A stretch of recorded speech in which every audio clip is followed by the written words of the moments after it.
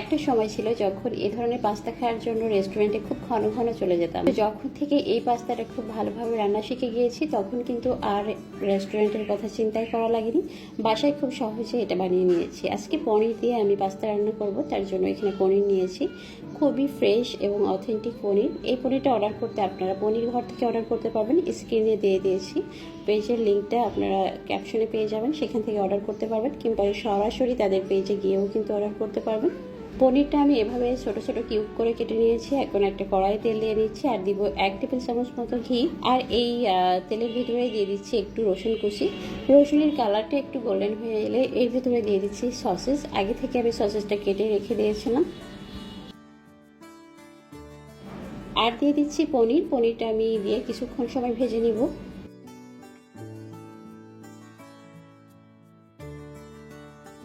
Half চা চামচ এখানে গোলমরিচের গুঁড়া ব্যবহার করেছি, আর দিয়ে দিব হাফ চা চামচ চিলি ফ্লেক্স। আর এই দুটো দিয়ে একটু নেড়ে ছেড়ে যখন কালারটা একটু গোল্ডেন হয়ে আসবে তখনই নামিয়ে নেব। খুব বেশিক্ষণ ধরে এটা নাড়াচাড়া করতে হবে না, জাস্ট 3 থেকে 4 মিনিট এটাকে মিডিয়াম হিটে নেড়ে ছেড়ে নামিয়ে নিব। লাস্টে একটু সস দিয়ে দিচ্ছি, টমেটো সস। এভাবে আপনারা পনির দিয়ে পাস্তা করে খাবেন, অনেক মজা হয়, অনেক লোভনীয় হয়। আমি এখানে সসেস ব্যবহার করেছি, আপনারা চাইলে কিন্তু চিকেনটাও ব্যবহার করতে পারেন। কালারটা চেঞ্জ হয়ে গেছে, এখন নামিয়ে নিচ্ছে। আর একটা কড়াইয়ে দিয়ে দিলাম 1 টেবিল চামচ ঘি, আর দিয়ে দিব 1 টেবিল চামচের মতো তেল, সাধারণ রান্নার তেল, তবে চাইলে কিন্তু বাটার ব্যবহার করতে পারবেন ঘি এর পরিবর্তে। 1 টেবিল দিয়ে দিলাম এখানে রসুন কুচি। রসুন কুচিটা দিয়ে একটু ভালো করে নেড়ে চেড়ে এটাকে গোল্ডেন কালার করে নিব। তার ভিতরে দিয়ে দিলাম 2 টেবিল চামচ মতো ময়দা। ময়দাটাকে একটু মিডিয়াম হিটে কিছুক্ষণ সময় ভেজে নেব। যখনই দেখবেন বাবলস ক্রিয়েট হবে তখনই এটাকে ভাজা বন্ধ করতে হবে, হালকা গোল্ডেন কালার চলে আসবে। আর এর ভিতরে এখন দিয়ে দিব 1.5 কাপ পরিমাণ দুধ।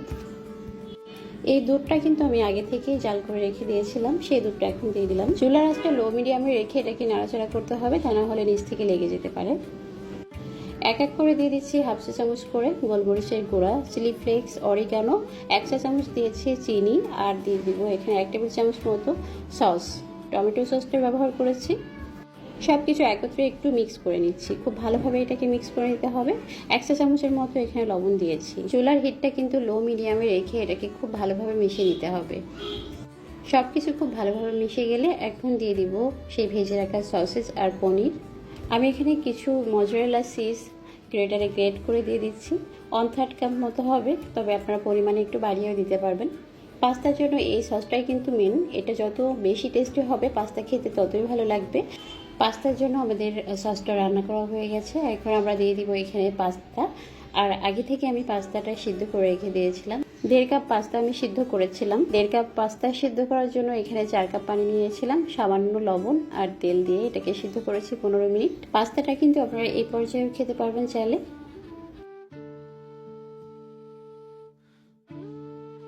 2 থেকে 3 মিনিট এটাকে খুব ভালোভাবে সবকিছুর সাথে মিশিয়ে নামিয়ে নিলাম। আর এখন এটাকে বেক করব। আর বেক করার জন্য আমি এখানে একটা ওভেন প্রুফ কাঁচের পাত্র নিয়েছি। যে পাত্রটা নেবেন অবশ্যই ওভেন প্রুফ হতে হবে যদি কাঁচের পাত্র নেন, আর যদি অ্যালুমিনিয়াম বা স্টিলের পাত্র হয় সেটাতে আপনারা করতে পারবেন। আমি কিন্তু আজকে পাস্তাটা চুলায় বেক করব, আর আপনারা যারা ওভেনে বেক করতে চাচ্ছেন তারা 180 ডিগ্রি সেলসিয়াসে এটাকে 20 মিনিট বেক করলেই হয়ে যাবে। আর এখানে দিয়ে দিচ্ছি এখন মজরেলা চিজ উপর দিয়ে এই মজরেলা চিজটা একটু বেশি পরিমাণে দিবেন, তাহলে খেতে খুবই ভালো লাগবে।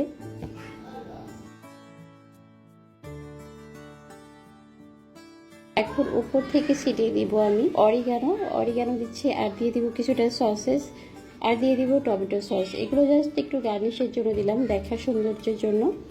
চুলার উপরে আমি রাইস কুকারে একটা বোলের ভিতরে আজকে বেক করব, তার উপরে একটা স্ট্যান্ড বসিয়ে দিয়েছি এবং ঢাকনাটা কিন্তু খুব ভালোভাবে ঢেকে দিতে হবে, কোনো ছিদ্র থাকলে সেটাও বন্ধ করে দিবেন।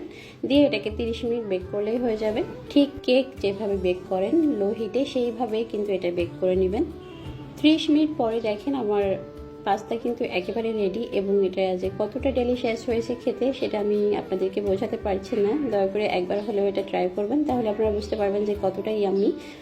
আজকের এই রেসিপি ফলো করে কিন্তু আপনিও বাসায় খুবই ইজিলি এরকম ডেলিশিয়াস একটা পাস্তা রান্না করে নিতে পারবেন খুবই অল্প সময়ে। ভিডিওটা ভালো লাগলে অবশ্যই শেয়ার করবেন। সবাই ভালো থাকুন, সুস্থ থাকুন। আসসালামু আলাইকুম।